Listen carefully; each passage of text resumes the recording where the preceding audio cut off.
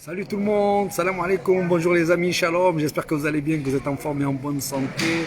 Bienvenue évidemment dans ces genres d'entretiens que je kiffe. Ah, je kiffe pourquoi? Parce qu'on a tellement l'habitude d'être nourri par toutes ces vidéos chocs, surtout pendant le mouvement des Gilets jaunes, violence policière et tout ce qui allait avec et tout. On a tellement l'habitude maintenant d'être nourri comme une forme d'adrénaline, comme une espèce de manque là, de voir ces vidéos punch et tout, qu'on a oublié finalement ces vidéos qui sont très importantes, c'est celles qui reviennent justement sur le parcours, sur l'histoire, sur ce que nous avons fait. Et aujourd'hui, je suis fier de vous présenter un monsieur qui n'est plus présentable dans le milieu parisien parce qu'il est actif depuis 26 ans. Oui, oui, 26 ans. Un an de plus que moi. Donc imagine, si vous trouvez que je suis bien, lui il a un an de bien en plus. Eh oui, 26 ans. Vous allez voir la différence justement entre ces militants qui depuis 26 ans ont mené tout un tas d'actions, de manifestations, de conférences, de débats, de projets entre les échecs, les réussites. Vous allez voir la différence avec tous ces prophètes de Facebook, tous ces prophètes des réseaux sociaux qui eux évidemment vous parlent que de leur avis. Et plaisir de retrouver Christian Cotten. Christian Cotten. Bonjour. Alors, bonjour, bonsoir. Tu sais que sur Internet, il n'y a plus de notion du temps. Oui, voilà. Merci d'abord d'accorder ce petit temps. Pour moi, c'est très important. Je te le dis, c'est pas... Non, parce que je sais que les militants, de tout le temps, on n'a jamais reconnu leur valeur. De tout le temps. Tout ce que j'ai vu. C'est la règle. C'est la règle. Voilà. Parce qu'on voit que ce que les images montrent et on voit pas justement tout le reste. Les préparations, les organisations, les insomnies, les échecs, les trahisons. Et puis les petits moments de bonheur, un petit moment où il y a quelque chose. Le temps permet de faire changer les énergies. C'est vrai que ça fait, tu le rappelais à l'instant, ça fait 26 ans que j'ai changé de façon de marcher dans le monde et par rapport en particulier à l'ensemble de ce qu'on peut appeler l'État français. Il fut une époque où certains ministères étaient d'excellents clients en tant que formateurs, consultants, psychosociologues, responsables d'études diverses. J'ai eu beaucoup de clients au sein de l'État. De la même manière, j'en ai eu beaucoup au sein de l'industrie. Ah oui, c'est un peu faible le son. Juste un peu plus fort, tu parles. Ok, ça marche. De même, j'ai eu beaucoup de clients au sein de l'industrie pharmaceutique. Et puis en 94, je suis revenu à ce que je vais appeler mes premières amours, à savoir l'activité dans le champ politique, mais avec une façon de penser les choses très orientée sur le futur, avec peut-être 15-20 ans d'avance, où je me rends compte aujourd'hui que certaines élaborations théoriques que nous avons fabriquées avec les amis à l'époque en 94-95, j'en vois des applications et des rebondissements et des résonances seulement aujourd'hui en 2020, 20 ans, 25 ans après. À l'époque, j'ai créé un mouvement politique qui s'appelait Politique de Vie, qui a monté une liste aux élections européennes en 94, qu'on a remonté une seconde en 99. À l'époque, dans la liste, il y avait un personnage amusant, c'est un peu méchant de ma part de dire ça, mais qui s'appelait Rika Zara. Il y avait un autre personnage que j'aime beaucoup, qui s'appelait Alexandre Jodorowsky, et puis quelques intellectuels, psychologues, consultants, chefs d'entreprise, le doyen d'une fac de médecine, le doyen d'une fac de sciences éco, etc. Et puis entre-temps, à partir de 95-96, j'ai été conduit à me retourner assez violemment contre un de mes clients qui s'appelait à l'époque le ministère de l'économie et des finances, où un certain nombre d'énergumènes ont voulu m'embarquer dans des appels d'offres truqués, donc j'aurais été moi-même bénéficiaire. Alors je suis un peu caractériel, j'aurais mieux fait d'accepter le contrat, sauf que en acceptant de rentrer dans des appels d'offres truqués, on est obligé aussi de rémunérer à droite ou à gauche quelqu'un que l'on nous désigne. Et c'est vrai qu'à l'époque, je n'ai pas accepté. Ça m'a coûté très cher, ça m'a coûté la vie d'une entreprise à la fin, ça m'a coûté souhaité un divorce. C'est-à-dire que déjà à l'époque, l'État trafiquait... Oui, à partir du moment où je me suis fâché avec le ministère des Finances, je me suis aussi fâché avec, à l'époque, ça devait être le ministère de l'Intérieur ou le ministère de la Fonction publique, je ne sais plus, ça change tellement souvent. Peu importe, je me suis fâché aussi sur une autre histoire où j'ai découvert des appels d'offres truqués, des marchés truqués, sur le vaste marché peu connu mais rémunérateur de la formation des élus locaux et des fonctionnaires territoriaux.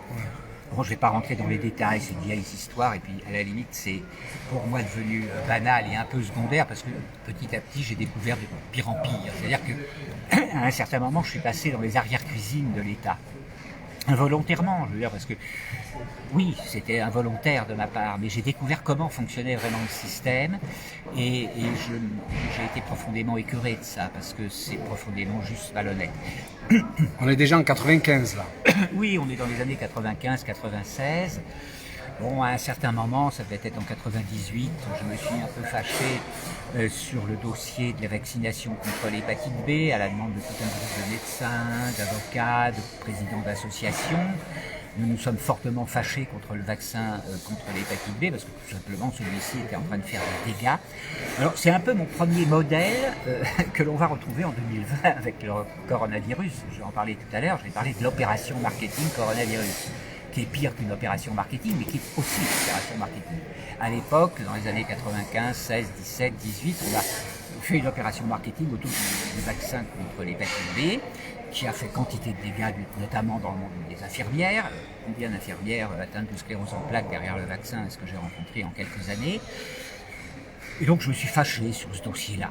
À côté de ça, j'avais toujours ma société de formation, de conseil. Moi, j'enseignais à la PNL, qui est une école de psychologie bien précise que j'ai enseignée pendant 20 ans. À un certain moment, j'ai commencé à trop déranger. Liste aux européennes, plainte contre un certain nombre de hauts fonctionnaires de M. Kouchner à l'époque contre le vaccin anti-hépatite B. Plainte qui n'a pas été au bout du processus judiciaire, mais qui a quand même provoqué un résultat, à savoir qu'à l'époque, Kouchner a arrêté les campagnes de vaccination dans les collèges. Parce que lorsqu'on arrive à mettre suffisamment de pression sur l'État, il se passe des choses. Et c'est pas simple. C'est pas simple, évidemment. C'est des conjonctions, de circonstances qui font qu'à un certain moment, il y a une action qui va faire bouger un endroit. Sur l'hépatite B, on a gagné des choses. De même sur le vaccin anti-grippe avec Bachelot, on a beaucoup gagné. Le H1N1 là Oui, c'est ça, la fameuse grippe H1N1, donc ça c'était les années 2009-2010. Elle avait prévu 60 millions de vaccinations. Elle avait prévu 80% de la population vaccinée.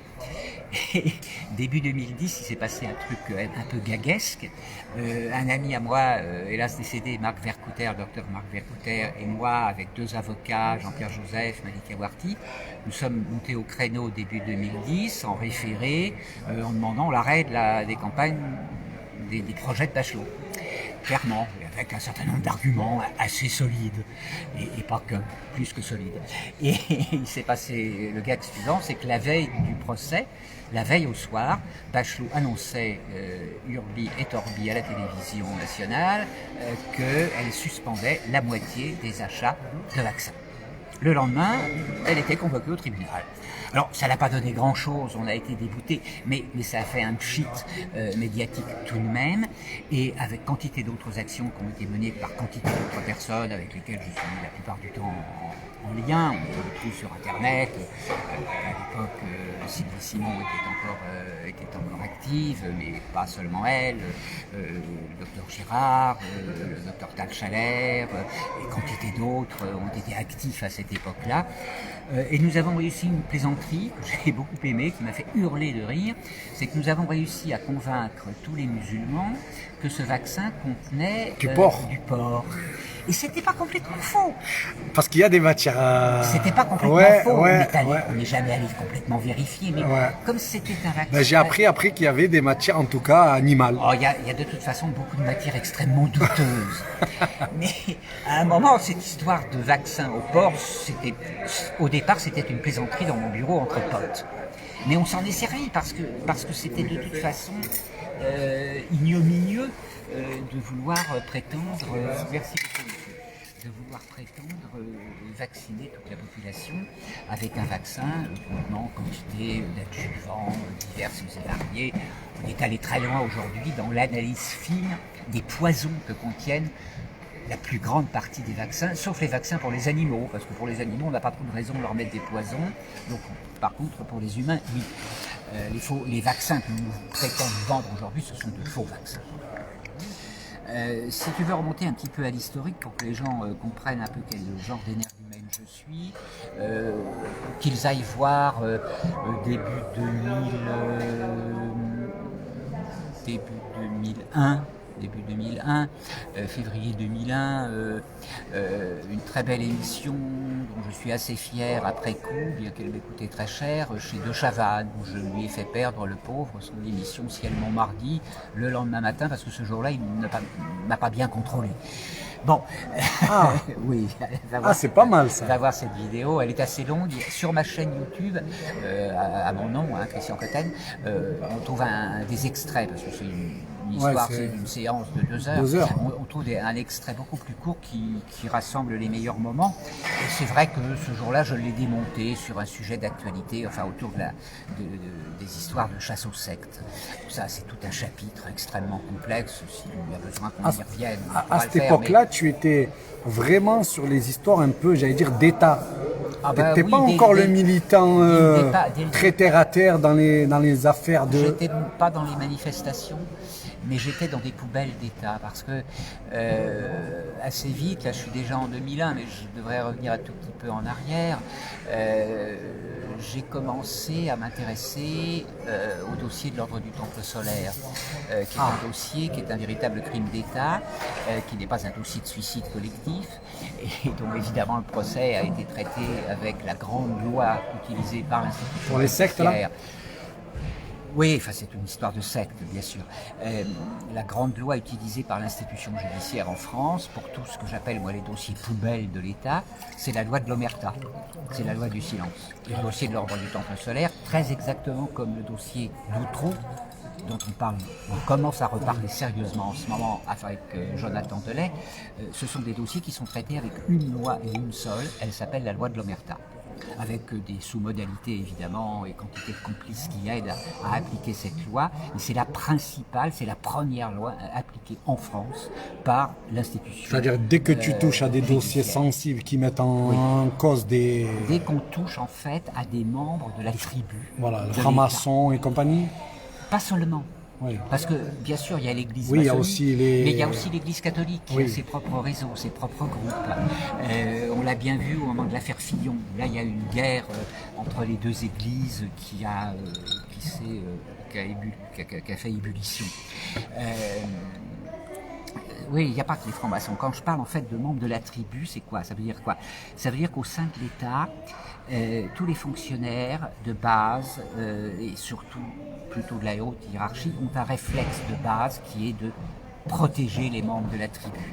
Ça s'appelle la solidarité tribale, ça marche dans n'importe quelle famille, dans n'importe quel village corse, où jamais un enquêteur ne saura quel est le nom de l'assassin de la cousine de ma grand-mère qui a été assassinée la semaine dernière. Oui, parce qu'il y a un principe un peu, c'est de la mafia. C'est le même principe. Oui, enfin, bien sûr que c'est un des constituants des processus mafieux, mais avant même qu'on parle de mafia, les humains ont pour réflexe d'être solidaires les uns avec les autres en fonction de la proximité.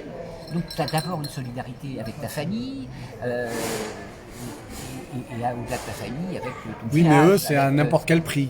Parce que la solidarité, elle s'arrête normalement si tu sais que l'autre est un menteur, un voleur. Ah bah oui, mais c'est pas comme ça que marche l'État français. L'État français marche sur le principe de la solidarité obligatoire entre frères, sinon il se balance. Sous peine de mort. Sous peine de mort. Et ça fonctionne pour un certain nombre de groupes. Et ça explique la corruption dans l'État français.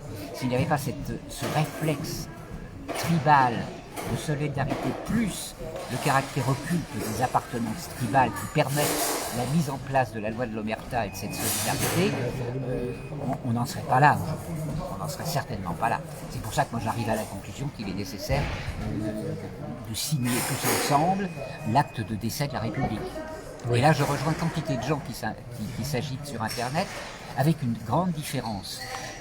En ce moment, je me marre beaucoup de voir le nombre de types, souvent intellectuellement bien équipés, qui marchent bien, qui ont compris beaucoup de choses, qui ont compris la grande arnaque de la guerre biologique dans laquelle nous sommes partis depuis, en particulier cette année, mais pas que. Je vois quantité de types qui s'agitent, qui décrivent tout bien ce qu'il faut, qui disent ce qu'il faudrait plutôt à la place, qui disent bien que bah oui, il faut en finir avec la République actuelle, et qui disent c'est moi le prochain chef. Alors là, je pète de rire, je suis... Oui, parce qu'ils refont la même chose en fait. Parce qu'ils sont pris dans le piège de l'ego. Moi j'ai un message qui est très clair, arrivons le plus vite possible à la signature de l'acte de décès de la République et à la signature de l'acte de naissance de ce que moi j'appelle la démocratie souveraine de France, mais peu importe le mot, peu importe le nom, c'est juste mon choix personnel dans l'instant T, mais je m'en fous. Mais je ne suis pas en train de dire que je vais être le prochain chef d'État parce que je ne veux surtout pas ce genre de rôle. En ce qui me concerne pour ma santé personnelle et ni aucun autre rôle dans le champ politique, ce n'est pas mon métier. Moi, mon métier, c'est de fabriquer de la paix autant que faire se peut et de dire stop à la violence lorsqu'elle est d'une telle intensité que prétendre faire la paix est strictement impossible parce que d'abord il faut arrêter la violence. Donc j'essaie de travailler sur les deux niveaux logiques, c'est-à-dire que profondément je suis pacifique, mais comme disaient mes amis il y a 2 jours autour d'une table, je ne suis pas pacifiste. À un moment il faut assumer d'utiliser de la force, à un moment il va bien falloir arrêter un certain nombre de gens. Les méchants. Il va falloir arrêter des gens et les envoyer en prison. C'est très clair, ou les envoyer en exil. Je ne suis pas un fanatique de la répression et de la sanction, mais il y a des gens dont il va falloir se débarrasser au minimum sur la place publique parce qu'ils sont juste toxiques, nuisibles, dangereux. Nous sommes dans une république aujourd'hui de menteurs, premier niveau, de voleurs, de violeurs et de tueurs. Nous sommes dans une république de tueurs. Je ne vais pas m'étendre des heures sur le fait que pendant que je travaillais sur le dossier de l'organisation solaire, pendant que je travaillais en 2002 sur le dossier d'un certain monsieur Schuller, Didier Schuller, ancien député maire de Clichy, qui a été obligé de rentrer d'exil où il était protégé à Saint-Domingue après avoir eu un mandat d'arrêt international sur le dos pour des histoires précédées de 5 ans auparavant.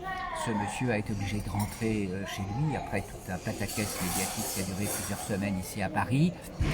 C'est une opération que j'avais montée dans un coin de ma cuisine, sur la table de ma cuisine, avec Antoine Schuller, son fils, et puis un journaliste plus fort, sans m'étendre sur cette histoire-là qui est encore des aventures.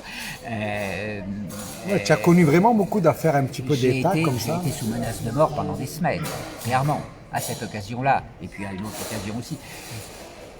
Parce que j'ai soulevé des couvercles sur des poubelles qui étaient des poubelles pleines de sang et d'argent. Parce que les poubelles d'État, ce sont des poubelles pleines de sang et d'argent. Il y en a quantité d'autres. Et grâce au ciel, on en voit sortir quand même quelques-unes. L'histoire de Robert Boulin, qui a plus de 40 ans aujourd'hui, l'instruction est toujours quelque part au point mort. On va gentiment attendre que le protagoniste de l'affaire soit mort. Pour balancer. Mais on en a déjà 2 de morts, alors ça devrait bouger. Les 2 principaux sont morts aujourd'hui. Ouais. Pasqua est mort, Chirac est mort. C'était quoi l'affaire, lui? L'affaire de Robert Boulin. C'était quoi? Un homme qui s'est noyé dans 20 cm d'eau dans la forêt de Rambouillet. D'accord. Ça remonte à plus de 40 ans. Ça fait partie des grandes poubelles de l'État. En fait, je fais partie de ces gens qui disent que si nous voulons effectivement changer de système de régime politique, nous devons sortir de l'illusion démocratique du suffrage universel. Là, tu m'intéresses. Pourquoi ça? Parce que je parle pas assez fort. Non, on t'entend quand même. Ok. Pourquoi je dis cela? Parce que tout l'édifice juridique qui génère le fonctionnement politique, qui supporte le fonctionnement politique, c'est l'idée que suffrage universel égale démocratie. Étienne Chouard, avec en même temps que moi, avant moi, après moi, peu m'importe, on est parfaitement en phase sur le fond de ce discours-là. Le suffrage universel, c'est une forme d'arnaque. À la base, c'est un suffrage censitaire. qui peu à peu est élargie, mais aux hommes. Alors après, fin de la Deuxième Guerre mondiale, on va l'élargir aux femmes, parce que quand même... Mais à la fin, qu'est-ce qui se passe? À la fin, nous avons une série de bandes organisées, dirigées par un mâle dominant, surchargé en testostérone, et dans un certain nombre de cas, surchargé en cocaïne, ce qui est absolument redoutable pour un cerveau humain normal. Testostérone et cocaïne, c'est une catastrophe radicale en matière de violence, d'agressivité, de mégalomanie, de Ça manque donne des d'empathie. Sarkozy, c'est ça? Des Sarkozy, Allez, des Valls. je vais pas me fabriquer des procès anti-femmes là-dessus, Ouais. mais Voilà. Gérard Fauré, que tu connais certainement, que tu as repéré, que j'ai rencontré il n'y a pas longtemps, donne beaucoup de noms. Ouais. Il donne beaucoup de noms. Et puis il y en a un que je répète volontiers parce que ça me fait hurler de rire, c'est celui du ministre de la Justice, dont Gérard Fauré a été fournisseur de cocaïne pendant un certain nombre d'années. Moi, je m'en moque que quelqu'un consomme de la cocaïne pour peu qu'il n'ait pas un rôle politique à jouer en même temps. S'il consommait du chanvre indien, je ne dirais rien, parce que je sais que ça le calmerait. Mais la cocaïne, ça ne calme pas. Ça fait partie de la... Ça, c'est une des dimensions de la guerre spirituelle, énergétique, chimique, biochimique dans laquelle nous sommes. Quelque part, c'est la guerre entre le chanvre indien et la cocaïne. Parce que ce n'est pas du tout les mêmes énergies. Et ça ne débouche pas du tout sur les mêmes effets sociaux, relationnels entre les personnes. Surtout quand tu es dirigeant, c'est ça? Et en particulier quand tu as des responsabilités politiques. Ah, vas-y, Vraiment. bon. Alors, Je reviens au suffrage universel. oui. Le suffrage universel, ça nous donne des bandes organisées, avec un mâle dominant à la tête, des mâles dominants aussi autour de lui qui veulent prendre sa place, avec en général des courtisanes entre les deux. C'est un vieux schéma de l'humanité, ça. Et ces bandes organisées se battent entre elles pour savoir lequel va être président de la République et lequel aura le plus de députés. Et comment est-ce qu'elles se battent? Elles se battent avec de l'argent. Et elles ne peuvent se battre qu'avec de l'argent. Nous avons des dossiers dans les poubelles de l'État français de financement du RPR qui se faisait avec des casses. Des cassements. Avec des casses dans les banques. Le banquier était prévenu la veille au soir, le matin même. On va t'envoyer quelqu'un, on a besoin de prélever quelques millions. Ne t'inquiète pas, c'est des gens courtois, polis. Ils seront armés, bien sûr, comme d'habitude, mais il n'y a pas de souci à se faire. Il y a des gens qui ont raconté ça dans des livres, il y en a d'autres qui en ont témoigné à une certaine époque, et encore maintenant. Ah, carrément. Pour avoir de l'argent, on allait le chercher direct. Mais oui, direct, dans les banques, bien entendu. Il y a un juge d'instruction qui est mort à cause de ça, le juge Burgot à Lyon. Il est mort parce qu'il avait enquêté sur le cas de Strasbourg, et le cas de Strasbourg, c'était un cas de financement politique. Ouais, ça me fait penser du coup au rôle Sarkozy-Kadhafi.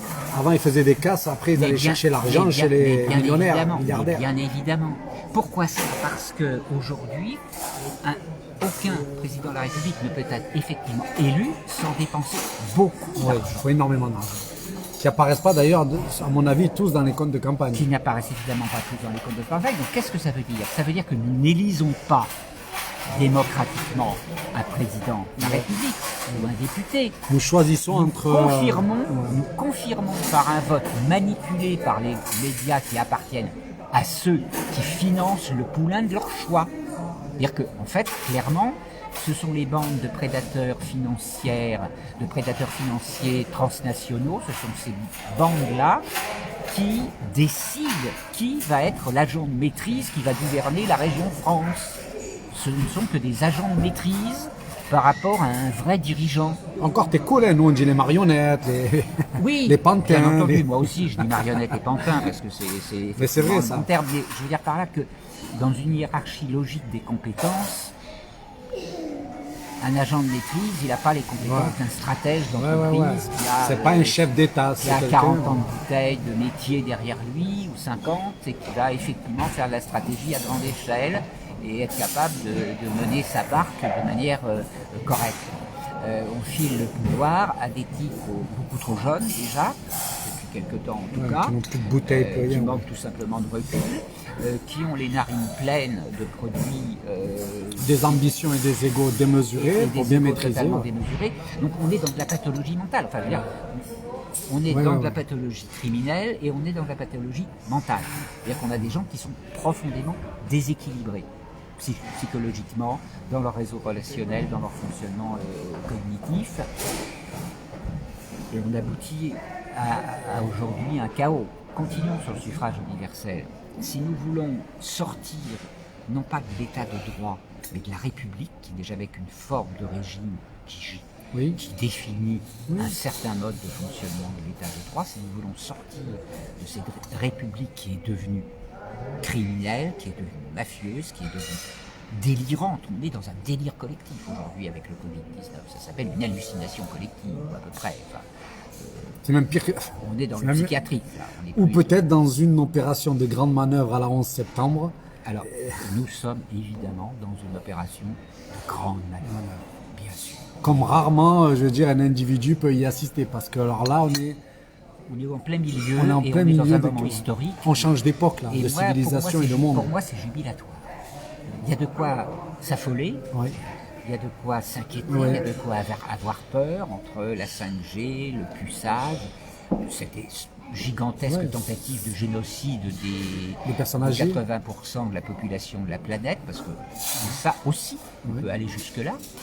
Très concrètement, bien sûr, les personnes âgées que l'on refuse de soigner et que l'on endort gentiment vers la mort avec le Rivotril et la morphine.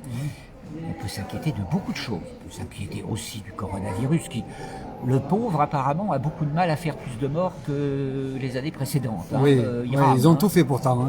Ils rament. L'INSEE déconne. D'ailleurs, ça m'a étonné qu'ils n'ont pas maîtrisé aussi les chiffres de l'INSEE parce qu'ils ont tout maîtrisé sauf ça. C'est-à-dire ils mentent partout, mais l'INSEE arrive et sort un truc, ils cassent tout leur truc. Ils sont obligés de tenir les statistiques de l'état civil, du nombre de cercueils. Mais ça a été un peu une épine pour eux. Mais ouais, parce que en même temps, je veux dire, tout l'État français n'est pas pourri jusqu'à l'os. Une grande partie des fonctionnaires, et sans doute la majorité, très certainement la majorité, ils sont pour rien, sont honnêtes et intègres. Sauf que ils sont pris dans un scénario de formatage qui, à la fin, quand même, les rend complices des gangsters, qui utilisent les fonctionnaires de base en utilisant un poste de pouvoir formel, institutionnel, apparemment légitime, je dis bien apparemment légitime, et qui utilisent les policiers de base, les infirmières, les enseignants, pour mettre en place une politique aujourd'hui qui est une politique fascisante, totalitaire, dictatoriale. Alors c'est de la dictature... moderne en fait. C'est de la dictature moderne. C'est-à-dire que c'est nous-mêmes, on en arrive même nous-mêmes à croire qu'on est libre alors qu'on est dans une prison, que les élections servent à quelque chose alors qu'ils n'élisent que ce qu'ils vont choisir entre eux. Ceux qu'ils ont choisi, mais bien sûr, ceux qu'ils ont choisi, tout à fait. On n'est pas si... je t'en prie. On n'est pas entre l'Afrique et nous. Peut-être l'Afrique est plus honnête en mettant un dictateur et en disant que c'est une dictature que nous, en faisant croire qu'on est dans une démocratie, mais... On est dans l'arnaque complète à plein arnaque. On est dans l'arnaque complète à plein. Alors juste une chose, parce que moi je t'ai vu dimanche dernier, tu étais... tu as organisé, tu es co-organisé avec d'autres le rassemblement, on a fait ce rassemblement pour cette histoire d'Azeux, donc tous ces enlèvements d'Azeux, et aussi pour la pédocriminalité avec Mourad. Et donc, alors tu as tout ce travail donc autour des, on va dire, scandales d'État, poubelles d'État, qui ça, je pense, même ça doit être de plus en plus complexe d'ailleurs de les sortir parce qu'ils sont bons aussi à côté avec les évasions, etc. Mais tu as aussi tout le truc habituel, c'est-à-dire les gens, la souffrance des gens au quotidien, et toi tu fais partie de ceux qui organisent. Et moi en fait c'est ça qui est intéressant, pourquoi ? Parce que je t'ai dit, en tant que militant, je suis confronté, donc j'ai été dans le mouvement des Gilets jaunes, je suis allé en prison, je suis ressorti, et je suis confronté à tout un tas de gens qui prennent la parole, qui disent des choses, mais qui ne comprennent rien, qui ne mènent rien, qui n'ont rien fait, qui n'ont pas d'histoire. Et franchement, tant mieux s'ils sont là aussi, parce que c'est des forces vives. Justement, on a besoin de faire de la ils ne sont plus des forces de vive. C'est ce que je veux te dire. C'est-à-dire qu'ils vont distraire des milliers et des milliers de gens en faisant des coups de gueule, en faisant des trucs comme ça. Mais ce travail de fond, c'est-à-dire être auprès des gens, organiser des manifs qui ont du sens, parler de ce qui est l'essentiel et non, tu vois, ça, on n'a pas. Donc du coup, pourquoi on n'est pas assez nombreux. Pourquoi la pédocriminalité ? Pourquoi l'ASE ? Alors, je veux dire, il y en a assez avec les moi, j'ai été sensibilisé à ce genre de problématiques de violences faites aux enfants début des années 2000. Je n'étais pas du tout impliqué. Il n'y avait pas l'affaire Outreau encore. Non, pas encore. Non, non, elle existait déjà, mais elle n'était pas encore dénoncée, ou on en était vraiment à ses premiers balbutiements. Jonathan doit être né en 94, donc il avait 6 ans en 2000, il avait commencé à dénoncer, mais c'était resté à bas bruit forcément, dans la région Boulogne, voilà. J'ai été sensibilisé à cela par une première, une deuxième affaire, parce que tout simplement, à l'époque, je me suis fait repérer comme étant quelqu'un qui osait dire et faire un certain nombre de choses. Et donc, du coup, les gens m'ont sollicité en m'appelant au secours, parce qu'en réalité... Aide-nous. Oui, aidez-nous, appel au secours, parce que confrontés à des maltraitances institutionnelles, à des violences judiciaires, à des violences administratives, à des retraits abusifs d'enfants. Et puis j'ai travaillé sur un dossier, un deuxième, un troisième. Je me suis retrouvé 3 semaines en prison à Perpignan avec Stan Maillot, dont on parle aussi assez fréquemment sur les réseaux.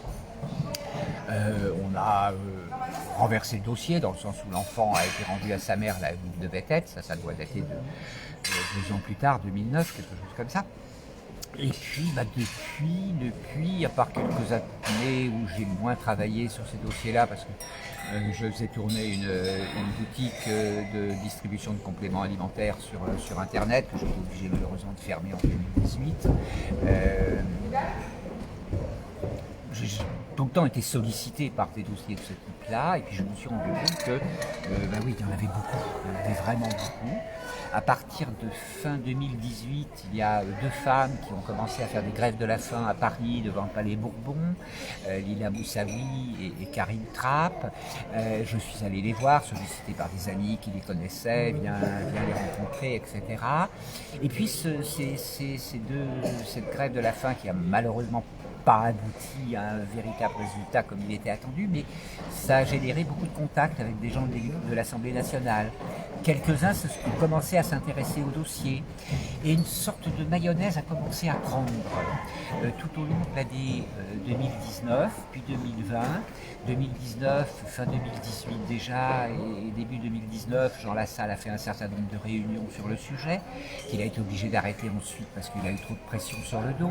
Il y a eu à la fin, 2019, un rapport parlementaire sur la problématique de l'aide sociale à l'enfance, mais surtout pas sur celle particulière de déplacements abusifs. Bon là, on rentre un peu dans de la technique. J'ai essayé d'expliquer tout ça sur l'interview que j'ai fait sur Nexus la semaine dernière. Oui. En substance, on estime très raisonnablement, au regard des rapports faits par certaines institutions de l'État, comme l'Inspection générale des affaires sociales, comme la Commission nationale consultative des droits de l'homme, au regard de ces différents rapports faits par l'État, on estime très raisonnablement que la moitié des placements devrait être traité autrement. Ouais. Si on regarde le droit européen et un certain nombre de ce que j'allais appeler des rappels à la loi de la Cour européenne des droits de l'homme, la France déconne grave en matière de placement. Elle fait partie des pays qui placent le plus en Europe. Elle est tout en haut. L'Italie, à titre d'exemple, place 3 fois moins d'enfants. Ça veut dire que les parents italiens sont 3 fois moins pires que les parents français, ou 3 fois meilleurs, on ne sait pas. On a un vrai gros problème là. L'analyse que l'on peut faire aujourd'hui de ce problème-là... Parce qu'il y a une industrie derrière. On a un business et on a un problème culturel. Le problème culturel, c'est les enfants appartiennent à l'État et les représentants de l'État sont mieux placés que n'importe qui pour savoir comment il faut élever un enfant. Donc s'il y a un problème quelque part, on récupère. D'accord. Ça, c'est l'aspect culturel. Ce que disait Rossignol d'ailleurs, un enfant n'appartient pas à ses parents. Oui, sauf qu'elle a dit ça après avoir dit le contraire et en disant, enfin, ou c'est pas elle peut-être, je ne voudrais pas que je l'accuse. Parce que Rossignol avait dit ça, elle a dit les enfants n'appartiennent pas à leurs parents. Ah oui, mais c'est ça. Et puis après, elle est revenue dessus. Parce qu'elle s'est fait un peu remonter les bretelles et elle a dit, oui, mais non, c'était un peu abusé de ma part. Parce que présupposer les enfants n'appartiennent pas à leurs parents, à qui appartiennent-ils? Alors, c'est qu'ils appartiennent à quelqu'un. Si on dit qu'ils n'appartiennent pas à leurs enfants, c'est qu'on suppose qu'ils appartiennent quand même à quelqu'un. Et quelqu'un, c'est l'État. C'est l'État. Ou alors, il faut expliquer qu'ils s'appartiennent à eux-mêmes. Sauf qu'un enfant, à 2 mois, il est forcément dépendant. Il n'est pas autonome. Et donc... Il dépend de quelqu'un. Il dépend. Il y a au minimum une dépendance, si ce n'est une propriété. C'est pas à l'État d'élever les enfants, c'est aux familles de les élever. que l'État s'y substitue lorsqu'il y a de vrais problèmes, les professionnels de la question estiment que seulement 20% des enfants placés sont effectivement victimes de maltraitance. Et puis au milieu, on a tout un espèce de fond de dossiers. 50% des dossiers, les enfants ne peuvent être dans leur famille, ou dans la famille proche, voire le réseau amical. Et puis, dans les 50% qui restent, il y en a une grande part qui mériterait d'être revue et corrigée très sérieusement, de toute façon. Parce que les véritables maltraitances qui nécessitent des placements, souvent d'urgence, c'est 20%. Si on regarde les chiffres, très raisonnablement, sans abuser, sans exagérer, j'ai 90 000 enfants détenus arbitrairement aujourd'hui par l'aide sociale à l'enfance, et c'est ceux-là que je veux faire libérer.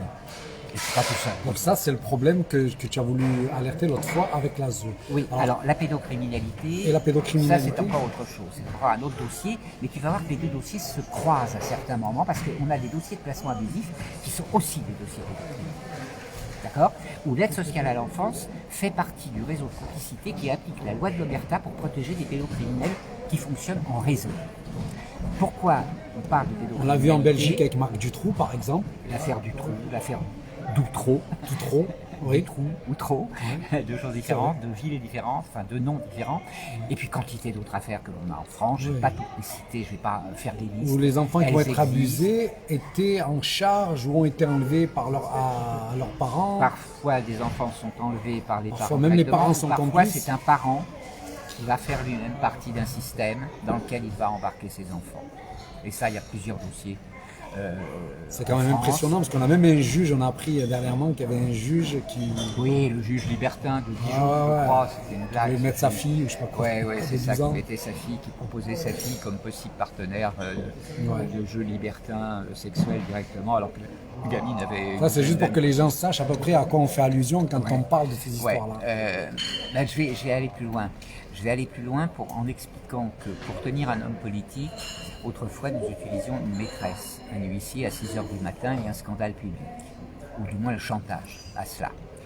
Après, on est passé aux problématiques homosexuelles.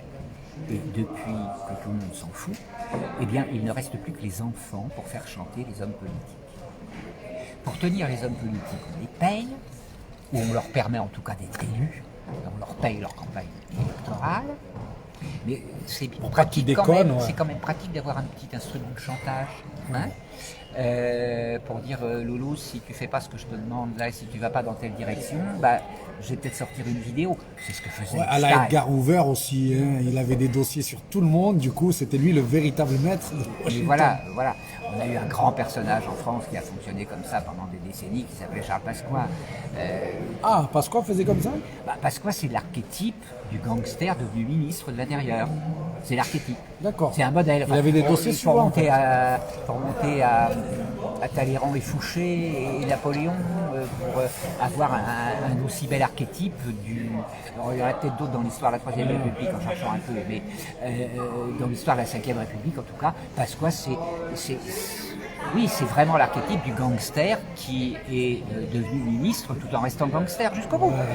Il y a une quantité de dossiers sur Pasqua. Il y a un peu du dernier ministre là, qui s'est fait virer, là, comment il s'appelle, celui qui était pendant le Dijon, ministre de l'Intérieur. Castaner aussi. Oui, mais c'est un petit joueur à côté de Pasqua. C'est un petit joueur. Non, c'est un petit joueur.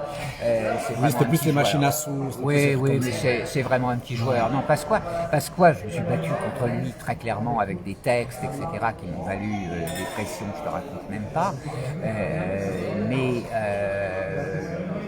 Mais d'une certaine façon, c'est un personnage assez fascinant. Enfin, je ne vais pas dire que je l'admirais, mais il me bluffait quelque part. Parce que pour être aussi musclé dans le mensonge et avoir réussi pendant toute sa vie à s'en sortir avec une image de marque publique presque propre, il faut être très très fort, il faut être intellectuellement très très fort. Et moi j'ai une certaine admiration pour les génies de l'escroquerie. Enfin, c'était un génie de l'escroquerie, et c'était aussi un tueur.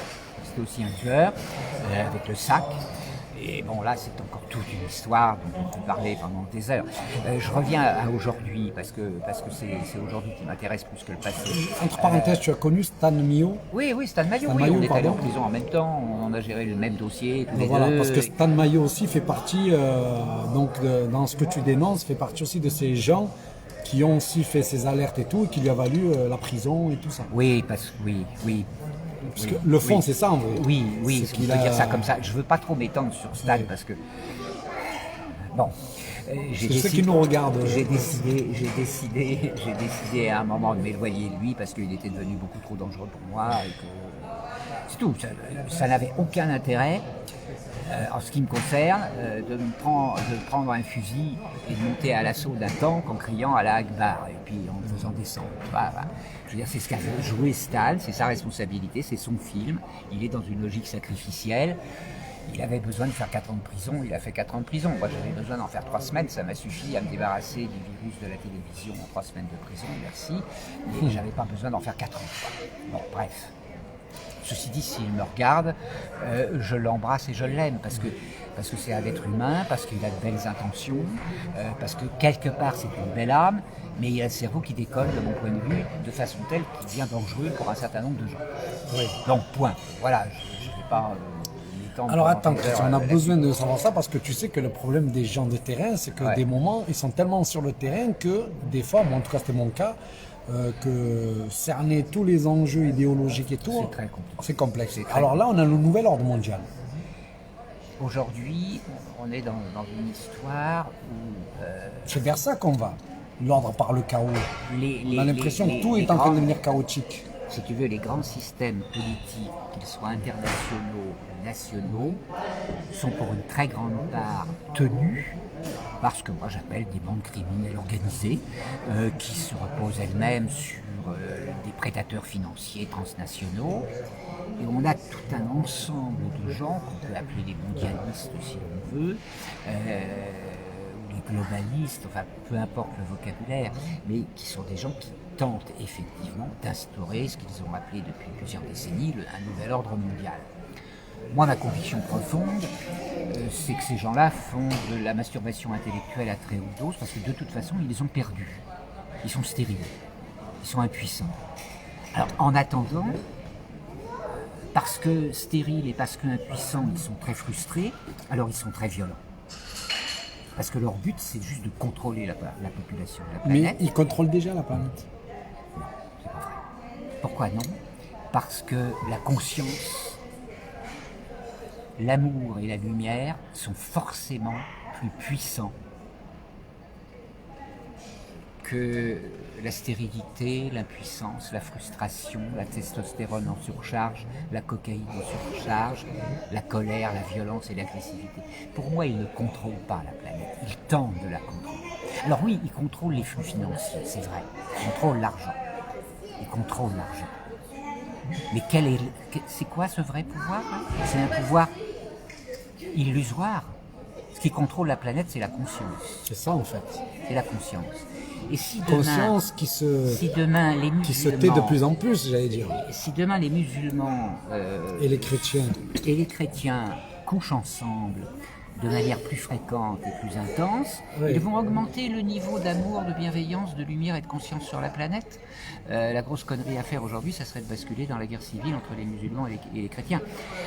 Ce que cherchent un certain nombre de gens très bien intentionnés, qui savent exactement comment il faut faire pour s'y prendre, et qui semblent réussir certains jours, mais qui sur le fond ne réussiront pas. Bien sûr, cet univers mafieux, globalisateur, qui cherche le contrôle sur la planète, est capable de mettre en place d'énormes opérations de marketing et de communication à l'échelle internationale. Le Covid par exemple. Exactement, en allant chercher dans un laboratoire franco-chinois les dernières inventions, les meilleurs virus qui se permettront demain de fabriquer des pseudo-vaccins et qui vont permettre d'empoisonner une partie de la population. Ces gens-là vont chercher un virus en Chine, s'organisent pour qu'il se répartisse aimablement tout autour de la planète, et puis derrière ça augmentent, mettent en place une stratégie de peur, de terrorisme psychologique, c'est du terrorisme psychologique. Nous en sommes arrivés au masque d'étouffement pour les enfants. Il y a une véritable guerre contre les enfants qui se développe en réalité, avec la pédocriminalité, avec les placements abusifs, avec l'autorisation d'interruption médicale de grossesse À l'école à 3 ans pour bien les baratiner. avec un endoctrinement idéologique parfaitement malsain. Aujourd'hui, on est face à une grosse opération marketing qui est très comparable à celle de la grippe H1N1 il y a une dizaine d'années, à celle de la vaccination contre l'hépatite B quelques années auparavant. Nous, on va même jusqu'au 11 septembre, si je veux tout savoir. On va aller jusque-là, bien entendu. Oui, ça, c'est des Ouais, thèmes parce sur lesquels qu'on j'ai voit les travaillé. changements, parce qu'il n'y avait pas, en Irak, il n'y avait pas de bombes. Mais bien sûr, mais bien entendu. Et c'est vrai que nous sommes dans une période très chaotique, très violente, très inquiétante. Et pour moi, quasiment jubilatoire. Parce que la conscience évolue, grandit. Alors, c'est là Il que y a je la de vois plus en pas, plus de justement. gens éveillés aujourd'hui, qui comprennent l'arnaque. Alors tout le monde dans la rue fait semblant de porter un masque, mais dès qu'on peut, on l'enlève, on s'assoit à la terrasse de café, on fait semblant. Oui. Même s'il y a beaucoup de boutons, comme disent certains, il y a aussi beaucoup de gens qui ne sont pas si boutons que ça, qui juste n'ont pas le temps et l'énergie de se batailler à chaque coin de rue pour une histoire de masque. Ils l'enlèvent dès qu'ils peuvent, ils marchent et respirent. Mais ma conviction profonde, c'est qu'on est de toute façon là au bord de la rupture systémique planétaire, et pas seulement en France. Mais la France a un rôle sans doute intellectuel. Toi, tu penses qu'on est capable de déjouer leur plan, parce qu'ils ont un plan jusqu'en 2030 Mais ils sont et déjoués après. déjà, ils sont déjoués. Tous ceux qui veulent savoir peuvent comprendre l'essentiel de leur plan, peuvent comprendre que le virus est un virus de fabrication militaire qui a été traficoté par l'humain. Le professeur prix Nobel Luc Montagnier l'a très bien expliqué, un médecin chinois l'a très bien Il y expliqué. avait des insertions, oui. Voilà, ok, ils savent faire, c'est pas nouveau. Les guerres biologiques remplacent les improbables guerres nucléaires, parce que les grandes puissances, en gros, savent que ça serait beaucoup trop. Alors on se fait la guerre à coups de biologie et de biochimie. Est-ce qu'il y a du Et biblique d'engrais. pour toi là-dedans? Est-ce qu'il y a du... Est-ce qu'il y a du biblique? Parce que nous, dans les gens de Oui, foi, on a on peut l'impression avoir ces lectures-là. bien ces sûr. apocalypses, c'est ça, c'est dit bien avant, même Oui. à l'époque des Glorieuses, j'allais dire. Oui, bien sûr. Je pense que des apocalypses, on en vit, on en vivra d'autres encore. Enfin, je veux dire, ce que moi je mets sous le terme d'apocalypse, c'est déjà l'apocalypse, c'est pas forcément, c'est pas la fin du monde, c'est la révélation, ce qui n'est pas exactement la même chose. Mais les révélations peuvent amener à la fin d'un monde. Alors effectivement, là, on est à la fin d'un monde. Mais quelque part, à la fin d'un monde et le début d'un nouveau, on vit ce genre de choses de manière assez récurrente. Dès qu'il y a des inventions majeures qui émergent, comme l'imprimerie, comme Internet, enfin comme le micro-ordinateur et Internet, le téléphone. ça crée de toute façon des bouleversements. On va être vaccinés ou pas? Ils vont essayer. Mais toi, tu penses qu'ils vont y arriver? Non. Je pense que non. Vraiment, je pense que non. Je pense qu'il y aura suffisamment de gens qui vont saboter ça. Je pense qu'il y aura suffisamment de gens qui vont s'y opposer. En tout cas, c'est l'espoir que j'ai. Mais je vois bien comment réagissent un certain nombre de médecins. Certains se plient, mais d'autres réagissent. Quitte à se faire virer, comme Perron, qui vient de se faire virer, comme un autre médecin là, que je viens de voir Il y a passer. Raoult, il y a Evan Angerer, qui elle est suspendu. Evan Gerrer aussi, bien sûr. Raoult n'est pas encore suspendu parce que... Non, mais il y a les attaques. Mais on les attaque. La guerre est très violente, la guerre de l'information. Mais ma conviction profonde, c'est que les Français ont un assez haut niveau culturel et sont suffisamment compétents intellectuellement pour être capables de faire face à ça. Eh ben, tu vois, moi, je suis pas d'accord avec toi. Oui, je sais qu'il y a plein de gens qui ne sont pas d'accord. Parce que Moi, je pense que les Français, d'ailleurs, tous Français confondus, non, je pense que le travail qui a été fait pendant ces 20-30 ans montre, regarde, par exemple, moi, quand j'étais plus jeune, tu te rappelles, toi, le Parti communiste avait des mouvements forts, il y avait des gens partout. Bien sûr, tu te rappelles cette mémoire, quand il y avait les guerres dans le monde, il y avait des manifestations dans le monde, quand il y avait quelque chose dans le monde, les Français se levaient. On ne voit plus cette conscience humaine. c'est vrai, j'avais quelqu'un qui disait hier, mais merde, en 68, ça ne serait pas passé comme ça. Oui, bien sûr, il a raison. On a perdu quelque chose, j'ai l'impression, le rôle de la télé, plus qu'on croit. On le voit dans nos familles, par exemple, il y a le téléphone partout, ils ne se parlent plus. Oui, c'est pas faux tout ça. Il y a C'est une vrai, conscience, c'est vrai aussi. mais j'arrive plus à voir, moi, cette conscience qui est capable de dire non à des laboratoires pharmaceutiques, à des médias et à des politiques qui mettent en place cette doctrine de ça va mal, il y a le C'est Covid. vrai aussi, c'est vrai aussi. Non, mais je suis content de voir que tu es encore Mais- positif, si tu mais veux. Moi, j'ai moi, l'impression que moi, ce c'est combat-là, mon on l'a job, perdu. C'est mon job de faire des projections positives dans le Ouais, futur. ouais, ouais. C'est pas mon job de faire des projections de merde. Je peux comprendre les projections de merde que font quantité de gens parce que, hélas, elles sont Ouais, le moment. assez fréquemment réalistes. Oui, parce qu'il n'y a pas la 5G, il n'y a pas les objets connectés, il n'y a Pas pas les encore, robots pas partout, encore, mais pas c'est à nos portes là. Mais c'est à nos portes, on est bien d'accord. Et sur tout ça, tous ces dossiers-là, il faut se battre contre ça. Bien entendu, contre la 5G, contre les vaccins, contre le masque d'étouffement, parce que ça n'a pas d'autre Ouais. terme. Il faut se battre contre les dossiers de pédocriminalité et de placement abusif des enfants. parce Ouais, que c'est ça fait lié en partie- fait. Tout ça, c'est lié. Quelque part, tout est lié parce que c'est une véritable guerre d'une partie des élites. Je dis bien une partie parce que c'est pas toutes les élites. Les autres parties des élites intellectuelles, culturelles, machin, ils sont formatés, ou ils ont peur, ou ils préservent leur salaire, leur Ouais. business, tout en étant Ça à en fait moitié des complices conscient. ou pas Hmm. Ça en fait des complices ou pas Bah, à un certain endroit, oui, à un certain moment, oui. Alors jusqu'où va la complicité? Parce que là, les docteurs, par exemple, il y a beaucoup de lâcheté de leur part, parce que tout le monde sait en vérité que... Chez un certain nombre de médecins, il y a beaucoup de lâcheté. Mais il y en a d'autres qui se lèvent. Oui, Moi, c'est pour ça que j'allais dire par rapport à ceux qui se lèvent, je trouve qu'ils sont... J'ai un paquet de potes qui l'ouvrent, quoi, qui disent ce qu'ils ont à dire dans le monde médical. Mais c'est vrai que c'est pas beaucoup. C'est pas beaucoup d'entre eux, c'est sûr. C'est sûr qu'il y a beaucoup de complicité. Bien sûr. Bien sûr. Et du coup, comme tout est lié, moi j'ai une question que je voulais te poser. On cherche, nous, désespérément, on a perdu cette conscience un petit peu humaine, mais on a perdu autre chose, moi, par rapport à moi. On n'arrive plus à se mettre autour d'une table. Alors, je ne parle pas des partis politiques et syndicats, ils arrivent encore à se trouver des tables rondes et avancer. Mais dans le nouveau militant de maintenant, tu sais, le 2.0, où chacun prend une caméra et parle, ils n'arrivent pas à se mettre autour d'une table pour se projeter dans quelque chose pour lutter contre ce qu'ils dénoncent. Ils n'y arrivent plus. Ça demande des techniques, ça demande des technologies. Moi, j'ai passé ma vie à animer des groupes en entreprise, en association, dans quantité de milieux différents, avec des objectifs très différents. Tantôt, c'était des groupes de résolution de problèmes, enfin de réflexion sur la stratégie de l'entreprise ou sur des problèmes d'organisation d'entreprise. Et puis à d'autres moments, c'était des groupes centrés sur le développement personnel de chacun et l'usage que l'on peut faire, le meilleur usage que l'on peut faire de ses capacités mentales et des capacités de son cerveau. J'ai passé des centaines, des milliers d'heures à animer des groupes et je sais bien par métier que pour qu'un groupe fonctionne harmonieusement, il lui faut beaucoup d'heures de travail préparatoire. Et il lui faut l'apprentissage de technologies, de travail collectif, de logiciels de travail de groupe. Et les logiciels de travail de groupe, ça ne s'improvise pas, ça demande des techniciens. Et non seulement ça ne s'improvise pas, mais ça doit se substituer à des logiciels spontanés qui sont des logiciels violents. Parce que les êtres humains fonctionnent d'abord avec de la peur. Et quand on a peur, on a vite fait de se battre pour défendre sa sécurité, son territoire, son espace de parole. Le micro, c'est un bâton de pouvoir, hein, c'est un phallus, un micro, faut pas oublier. Et donc chacun veut être le maître du phallus.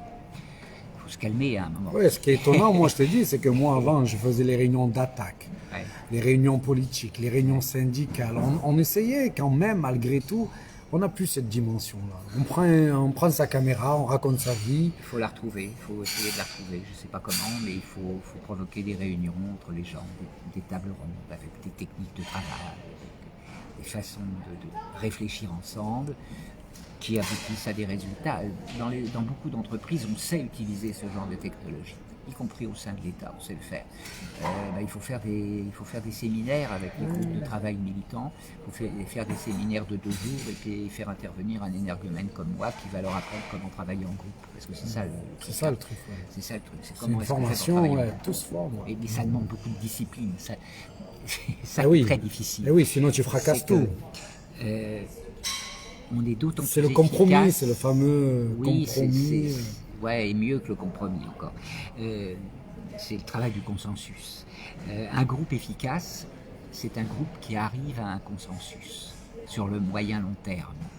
Pas forcément sur le court terme à propos de comment on va faire concrètement, mais un groupe est efficace s'il fabrique un consensus avec au moins de 80% de ses membres. L'autre illusion de la démocratie, c'est la règle de la majorité. Oui. C'est une arnaque. C'est la dictature du nombre. C'est la dictature de 50,006% sur le reste. sur 40,9% le reste de la population. Et donc, qu'est-ce qui se passe? On a 50% de la population qui veut aller dans un sens Et 50 dans l'autre. et 50 qui veut aller dans l'autre sens. Donc, qu'est-ce qu'on fait? On reste on fait du surplace, mais comme l'environnement, lui, change et ne fait pas de surplace, à un moment, on est massacré par l'environnement. Oui. On est massacré par l'environnement. Bon, ça, le problème du travail de groupe, c'est effectivement un problème très particulier. Moi, je suis à ta disposition si un jour tu veux que je transmette à 15 personnes, 12 ou 15 ou 18 personnes, 24 grand maximum, un certain nombre de règles de travail collectif. Moi je veux bien, toujours quand tu veux. Et je vais t'inviter justement, on est sur la table 700, donc on travaille depuis des mois à l'élaboration d'un mouvement de résistance, parce qu'aujourd'hui, qu'est-ce qui nous manque? Aujourd'hui, il y a des gens qui vont lutter contre la pédocriminalité, d'autres qui vont lutter contre la 5G, d'autres qui vont lutter, et il manque en fait la chose essentielle, c'est la convergence de ces groupes. On n'y arrive pas, très difficile. et c'est la clé aussi du succès. C'est-à-dire que la convergence crée la dynamique et il crée l'espoir qu'il nous faut. Alors là, en ce moment, sur le dossier pédocriminalité, placement abusif, puisqu'il a été décidé par quantité de gens en septembre, août septembre, de relier les deux dossiers. Moi, je m'en réjouis. D'ailleurs, au début, j'étais un peu réticent et puis j'ai réalisé que oui, c'était une bonne chose. D'autant plus que sur certains types de dossiers, sur la pédocriminalité, on a un type qui assure complètement, qui s'appelle Morad, El Attab, en qui j'ai grande confiance, avec qui j'ai eu pas mal d'échanges depuis 2 mois, un mois et demi. Moi, sur le dossier des placements abusifs, je sais de quoi je parle, et je ne suis pas le seul. Il y a quantité de gens qui savent très bien parler du dossier placement abusif. Ce qui est très intéressant depuis le mois de septembre, c'est que des groupes de gilets jaunes s'associent à notre travail. Moi, j'ai toujours été proche intellectuellement, psychologiquement des gilets jaunes. Je suis allé boire ma tasse de gaz lacrymogène un samedi, mais j'y suis allé 1 fois, 2 fois, 3 fois, puis j'ai lâché parce que j'ai plus l'âge de courir et d'aller me battre avec. C'est violent quand même. C'est bon. J'ai passé l'âge, j'ai déjà fait ça va. J'ai donné ma part. J'ai un autre boulot à faire de toute façon. Communication, réflexion. Oui, donc un pont entre les deux, ça serait le top. Il y a des ponts qui se font.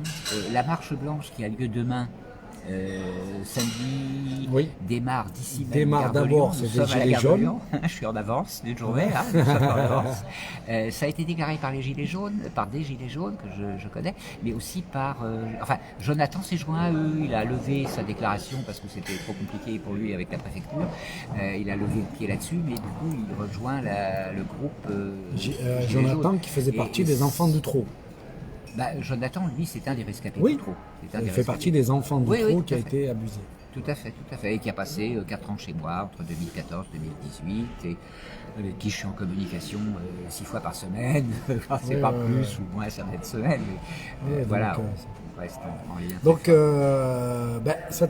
moi j'aimerais bien t'inviter justement dans une des conversations. Là, on cherche à faire des zooms un petit peu ou utiliser le multimédia pour réunir des gens de toute la France, mais justement sur des problématiques différentes. Moi, ce qui m'intéresse, c'est d'avoir ces problématiques différentes parce qu'au fond, quand on cherche après le dénominateur commun, c'est que c'est fait partie de ce même système parce qu'à la fois on retrouve ces élites qui pillent le peuple, mais qui sont aussi dans les affaires de pédocriminalité, qui sont aussi dans les affaires de scandales d'État. Donc finalement, c'est les mêmes.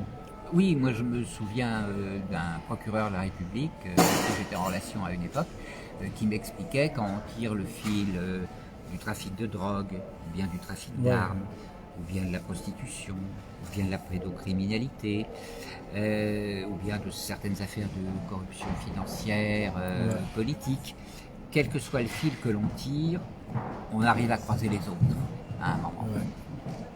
À un moment, on arrive à croiser les autres. C'est pour ça que, parce que là, j'aimerais qu'on prenne 10 minutes pour parler de l'autre réalité. Nous sommes un mouvement, on n'a pas beaucoup de gens qui aident, il n'y a pas d'argent, il y a un manque cruel de moyens par rapport à la réalité qu'on a en face. Et du coup, je me suis dit, est-ce qu'il est possible, tu penses, sur Paris, mais qui pourrait être fait ailleurs, est-ce qu'on peut lancer une espèce de comité de soutien en partant sur la question, par exemple, des enfants, qui est une question, à mon avis, centrale. Est-ce qu'on peut partir sur un véritable comité de soutien, c'est-à-dire trouver des avocats, et que toutes ces familles qui sont dans ces situations-là soient traitées par un organisme qui vienne à leur aide? C'est utopique. Ça, c'est un beau rêve, mais il faudrait qu'on réussisse un casse. Oui, parce que ça vaut très cher. Il faudrait qu'on réussisse un casse. Là, je ne suis pas là-dedans, ce qui me concerne, c'est pas trop Mais compliqué. c'est pas un peu notre faiblesse. C'est par exemple, là on a un cas concret, on a des gens qui ont enlevé des enfants, Ouais. un système enlève des enfants, et pour attaquer le système, si on mettrait aussi notre énergie là-dedans, on pourrait affaiblir aussi le système. Alors, il y a quelques avocats qui font du bon boulot, mais le problème des avocats, le problème de l'institution judiciaire aujourd'hui, c'est que l'institution judiciaire, l'accès à la justice, plus exactement, est réservé aux riches, enfin réservé aux gens capables de mobiliser beaucoup d'argent. Le moindre dossier de placement abusif, un avocat un peu sérieux qui va s'investir dans le dossier, il va demander plusieurs milliers d'euros, 4, 5, 6 000, sur une période parfois assez courte, sur une année, ou plus encore, 10 000, 15 000. Il y a beaucoup de procédures à suivre. Comment ces familles font? C'est pour ça, alors elles n'ont pas réellement d'avocat. Elles n'ont aucune chance. Elles n'ont aucune chance. L'aide juridictionnelle est accordée avec parcimonie, à condition de remplir véritablement tous les critères et de vraiment pas gagner grand-chose.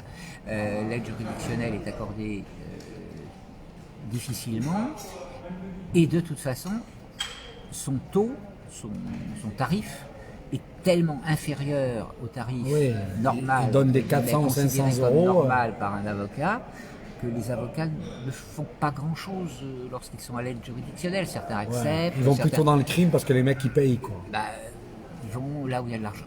Ça peut être les assureurs, ça peut être les grandes sociétés qui ont besoin de Alors, disons qu'on peut monter 3-4 avocats qui ont cette conscience-là et qui sont prêts pour. On va les trouver. Sur Internet, il y a une association qui s'appelle l'Enfance au cœur, qui est animée par Christine Jamila. Elle a peut-être un autre nom, mais je la connais sous ce nom-là. Christine anime une association l'Enfance au cœur qui a réuni la liste de 27 avocats sur toute la France, et puis une liste également de médecins, psychiatres, éducateurs sociaux, psychologues, enfin médecins tout simplement. Pour aider à... Et ils ont lancé un appel dénonçant les dysfonctionnements de l'aide sociale à l'enfance, les placements abusifs, etc. Et on peut chercher auprès de ces avocats-là, mais il ne faut pas se faire d'illusions. Ils vont tous aussi demander de l'argent. Voilà.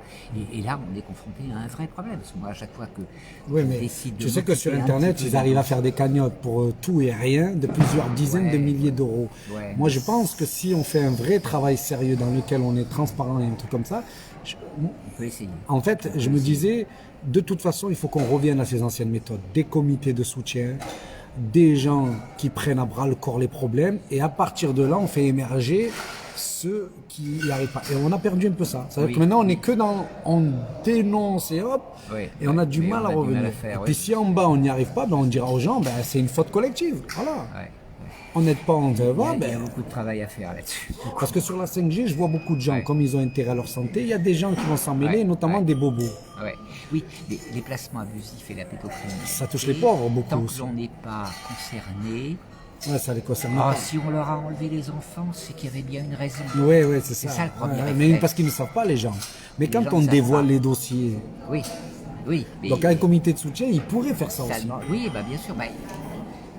Sur Facebook, il y a plein de groupes qui se sont constitués d'entraide, soutien des victimes de l'aide sociale à l'enfance, mais parfois c'est très utile, parfois moins, parce que les gens qui administrent ces groupes militants sont plus ou moins au niveau de compétences nécessaires pour faire le travail. Et puis, lorsqu'ils sont compétents notamment, ils sont très très vite débordés. C'est-à-dire c'est ça. On en parlait tout à l'heure. Tu en as un, tu te retrouves avec 20 cas. Tu peux rien faire avec 20 cas. Oui, qu'est-ce que je peux faire? Moi, je travaille sur 2, 3, 4 dossiers, j'accompagne l'un à l'autre, je passe de l'un à l'autre, mais quand je veux approfondir un dossier et faire toutes les écritures que les avocats ne font pas et mettre noir sur blanc les choses, je passe des dizaines d'heures. J'écris vite, mais il faut écouter. Ah oui. Je passe beaucoup de temps je parle beaucoup aussi, mais je passe aussi beaucoup de temps à simplement écouter, pour pouvoir après faire des synthèses, mettre sur le papier, voir avec un avocat ce qu'il peut faire dans un tel ou tel dossier. Ça prend beaucoup de temps, tout ça, beaucoup, et donc les avocats ne peuvent pas. Les avocats ne peuvent pas. Je parlais avec une autre avocate hier qui a rencontré une cliente que je lui ai envoyée sur le parvis de l'Opéra dimanche. Elles sont toutes les deux très contentes de s'être rencontrées. Mais l'avocate me disait, j'ai déjà passé 150 heures et je ne peux pas lui facturer 150 heures à 100 balles de l'heure. C'est impossible. Et encore 100 balles de l'heure pour un avocat, c'est un petit tarif. Hein. C'est plutôt 200, 250, souvent, de l'heure. Et quand elle me dit j'ai passé 150 heures, peut-être qu'elle exagère un peu, elle en a passé 125, les 125 multipliés par 100 euros, ça fait déjà 12 500 euros. Donc elle a bossé pour 15 000 euros à un tarif moyen d'avocat, on va dire.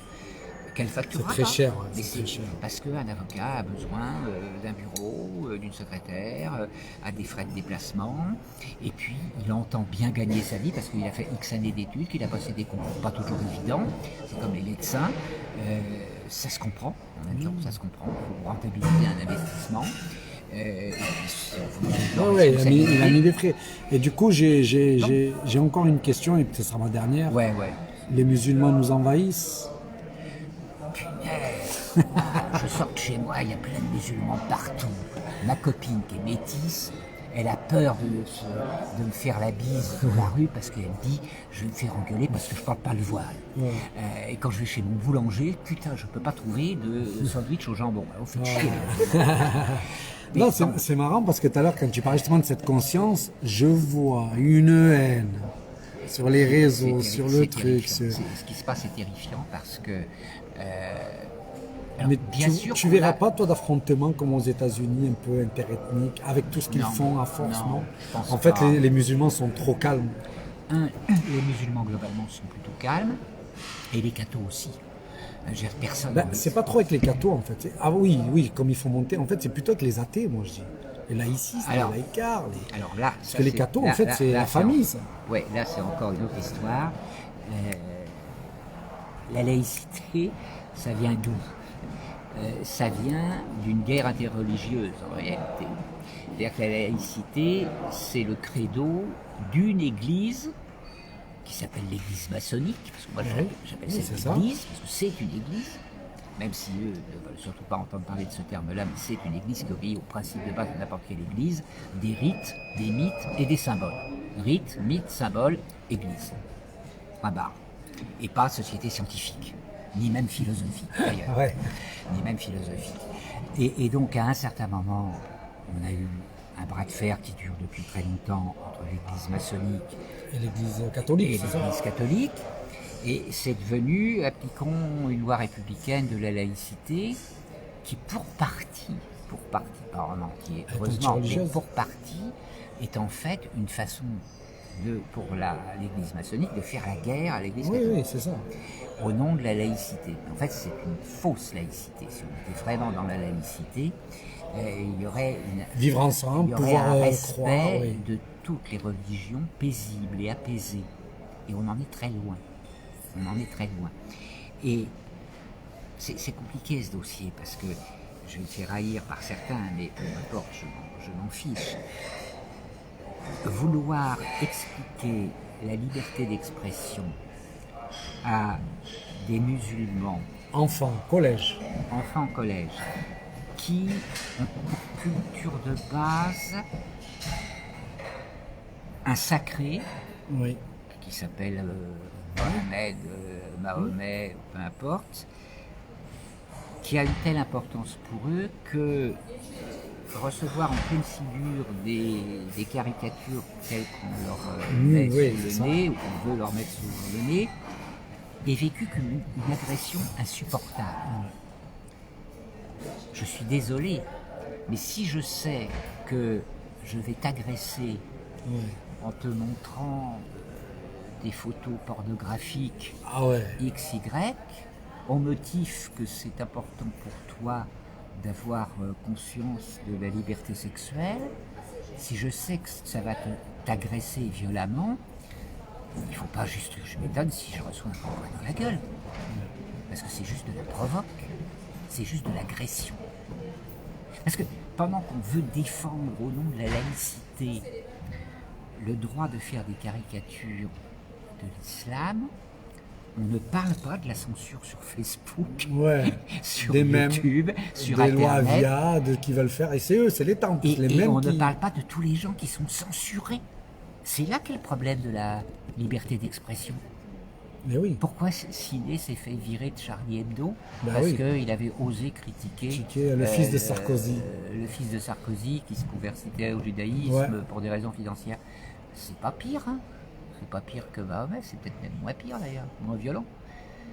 Je veux dire, Et ils l'ont viré. Oui, ils l'ont viré, Sidney, oui, bien sûr. Non, mais pour dire, mais Ah oui. c'était un peu comme aussi l'histoire de Dieudonné, qu'on aime ou qu'on C'est n'aime la pas. même chose pour Dieudonné, c'est la même chose pour Soral. Je ne suis pas spécialement pote Ouais, avec Soral, ouais. mais qui se fasse censurer Ouais, comme il tout se ce fait qui censurer.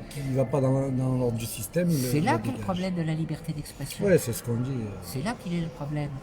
Il y a un dessinateur belge, dont j'oublie le nom, je prie de m'en excuser, qui s'est exprimé il y a quelques jours en disant faire de l'humour, certes, mais volontairement pratiquer ce qui est perçu par d'autres comme un blasphème, même si ça n'est pas perçu comme tel par nous, mais imposer la liberté du blasphème à des gens qui sont hyper sensibles à ça, qu'est-ce qu'on cherche? Qu'est-ce qu'on veut faire avec ça?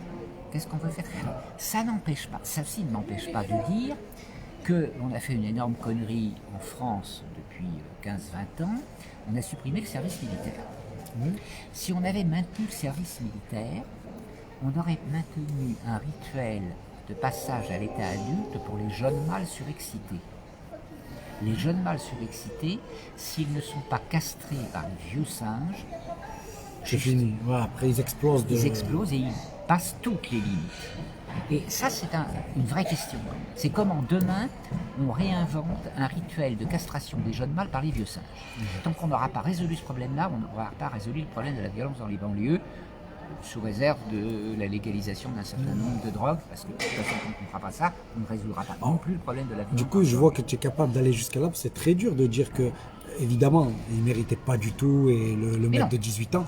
Mais dire la Non, phrase que le prof a déconné et que tous ces profs qui font ça, ils déconnent quand tu as des gosses de 12 ans, tu as rien d'autre à faire avec tout ce qu'on a comme Moi, je veux bien outil qu'on leur pédagogique, que tu mets un prophète nu.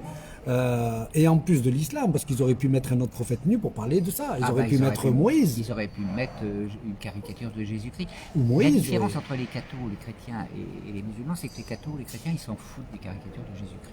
Parce qu'ils Non, ont mais de justement, bonnes ils raisons auraient pu théologiques. travailler sur ce débat-là en mettant quelque chose Ouais. qui ne va pas être passionné. Ouais. C'est-à-dire que là, on demande à des gens Bien sûr. hyper sensibles sur la question, Bien sûr. on leur demande, tu la fais. C'est un manque de pédagogie. Sans doute, enfin, je veux dire, Oui, on aurait pu faire autrement. Je suis scandalisé Autrement. comme tout le monde de cette Oui. mort. Maintenant, je me pose aussi beaucoup de questions, quoi, parce que j'ai pas de témoins qui parlent de cette Oui, histoire. jamais. J'ai pas de photos. Ouais. J'ai vu par contre la vidéo, il y a un mec qui dit c'est un pistolet à billes, c'est un pistolet à billes. Ouais. Le mec, ils vont l'abattre. J'ai vu la vidéo. Oui, hein. ah oui, ça j'ai pas En vu. fait, ils abattent toutes les. il y a- Il aurait pu le prendre vivant. Mais bien sûr, ils abattent systématiquement tous les Oui. les auteurs d'attentats. On n'a pas de pièce Il y a, d'identité, il c'est y a déjà une bien. prétendue photo qui serait sortie de la tête. Non, c'est pas, elle est pas vraie, c'est du Photoshop. C'est du Photoshop. Ouais, je l'ai vu carrément. C'est du Photoshop. C'est évident. Ça, pour le coup, il y a beaucoup de gens qui sans utilisent l'avoir ça pour des- dire que c'est un complot, mais ils sont cons aussi parce que c'est du Photoshop. Quoi. Ça, se c'est voit du nulle Photoshop. part. Oui, mais alors, pourquoi il n'y a aucune photo d'aucun témoin? Pourquoi il n'y a aucun témoignage d'enfants, Oui, même eux, oui. d'adultes? Oui. Pourquoi aucun témoignage? Et comment tu fais, toi, pour couper une tête de mouton avec un couteau de boucher de 36 cm? Tu fais ça en 5 Ah, minutes, mais moi j'ai toi? coupé un mouton, j'y suis pas arrivé, ce que je leur disais. Bah oui, il y a Très un dur problème. de casser la tête. Bah, Ah, il faut vraiment. Évidemment.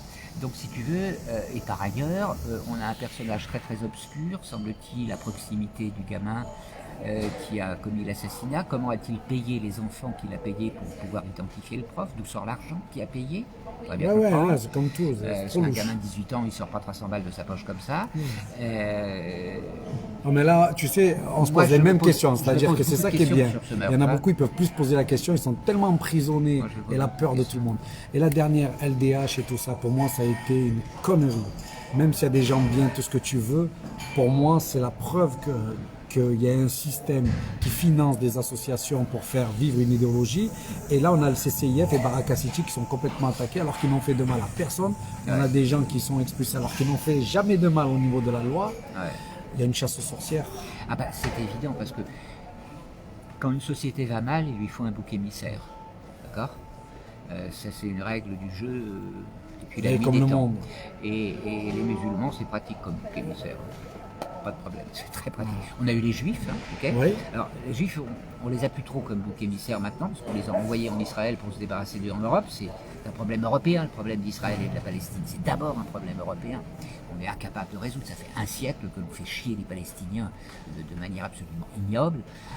Alors que c'est un problème. Je veux dire, moi, j'ai pas de problème avec la religion hébraïque, j'ai pas de problème avec les juifs en soi. Je veux dire, t'es juif, t'es musulman, t'es blanc, t'es noir, t'es bleu, t'es rouge, je m'en fous, tout dépend, t'es un être humain.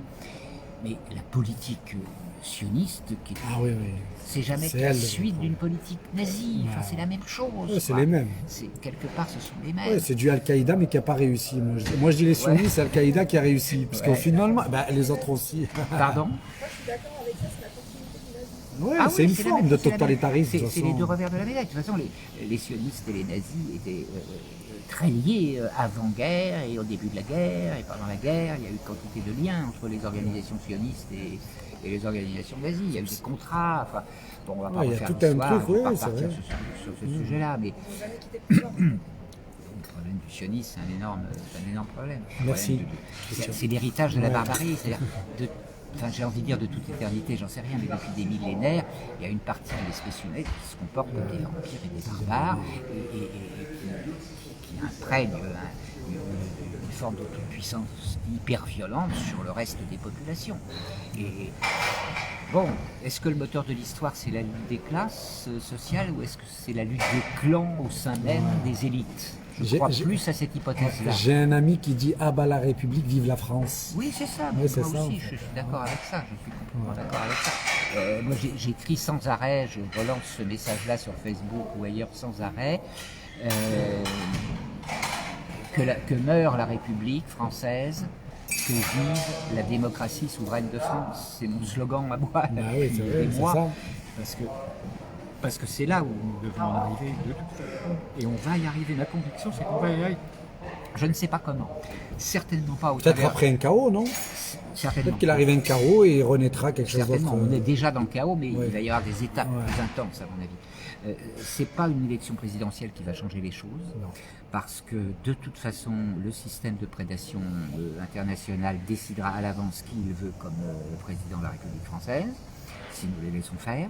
Donc c'est pas au travers d'une élection que ça va se jouer, c'est au travers d'une rupture qui va se faire, je ne sais pas comment. Est-ce que c'est des morceaux de l'armée qui vont décider de destituer le gouvernement et M. Macron? Parce que ça va trop loin. Peut-être, mais j'y crois pas. Parce trop. qu'il va être réélu, Macron. Il y a de fortes chances qu'il soit réélu. Il va nous refaire le coup, Macron, comment on va créer Marine. la rupture? Comment on va créer la rupture? Je n'en sais rien. Ouais. Ou c'est un miracle terrestre ou extraterrestre qui permet de les virer, mais ça j'y crois pas trop. Ou c'est la population qui va inventer une manière de le virer. Je ne sais pas comment ça va se passer. Mais ce que je sais, c'est que ça va se passer. Merci Christian. Merci à toi pour tout. Merci pour tout ça. Alors il s'appelle Christian Cotin. Vous pouvez le retrouver sur YouTube. On peut me retrouver ma chaîne YouTube. Et tu as Facebook aussi et tout? Hein? Tu as Facebook aussi ou pas? J'ai Facebook, YouTube, Facebook. Même nom, Voilà, tout ça. Voilà, Christian.Cotten. Et puis j'ai un vieux site aussi où on trouve des archives, qui est le site politiquedevie.net. Voilà, ben ouais, vous a tout dit. Vous avez vu les vieux de la vieille là, ceux qui ont des années de militantisme, c'est pas du pipeau. Merci Christian, merci à vous tous. Rendez-vous ce soir avec Adil. Exceptionnelle soirée ce soir. Nous allons parler de Georges Ibrahim Abdellah. Nous allons parler de ce combat vieux comme le monde contre le sionisme qui a démarré tant. Salut Didi. Salut la famille. Alors Didi, elle connaît tout le monde. Elle connaît Jonathan Delay, elle connaît Christian depuis longtemps. Ah, on a fait la bonne pioche dans la famille. Ah bah quand on va sur le terrain, on fait des bonnes rencontres les amis. Voilà. Donc ce soir, je disais exceptionnel ce soir avec Adil Fajri. Vous allez voir de Istres, militant comme moi. Il a 30 ans, c'est un mec en or aussi. Et on va parler à travers Ibrahim Abdellah, mais à travers aussi le séparatisme qu'ils sont en train en fait de créer. Parce qu'avant c'était communautaire. Vous avez vu, ils inventent des mots chaque année. Il faut qu'on invente des mots pour aller un peu plus loin. En tout cas, rendez-vous ce soir et partagez s'il vous plaît cette vidéo. Faites savoir un petit peu notre ami Christian parce que ça fait du bien aussi de donner la parole à ces gens de terrain, à ces gens qui ont vécu, comme je disais au début, les échecs, les réalités, et puis de voir que c'est pas facile de fonder un mouvement, mais c'est possible. Salam alaikum. Ciao tout le monde.